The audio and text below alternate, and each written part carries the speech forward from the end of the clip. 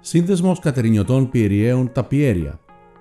Σας προσκαλούμε στον ετήσιο αποκριάτικο χορό μας το Σάββατο 10 Φεβρουαρίου στις 8 το βράδυ στην αίθουσα εκδηλώσεων του Αγίου Νεκταρίου στη Βοστόνη.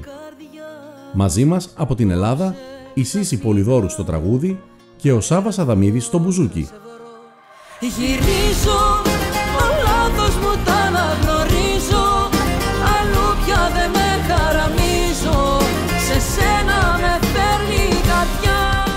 Στο χορό θα υπάρχει και ποντιακό πρόγραμμα με τον Μπάμπη Ορδανίδη. Η καρδιά μου όλη μαύρο, άμονες σε σκοτία, άμονες σε σκοτία, κι αν κάποιος με πόνει, ας είναι η μαναχία.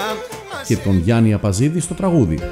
Απάσον κόσμον ρημός και λάμον ορφανώνει. Μαζί τους ο Γιώργος Αλεξανδρίδης στη λύρα. Γενική είσοδος $50. Για τα παιδιά κάτω των 12 ετών είσοδος ελεύθερη. Για πληροφορίες και κρατήσεις καλέστε την Σοφία Παπαχρήστου στο 339 222 6139 ή την Μαρία Σπυριδοπούλου στο 617 980 4263.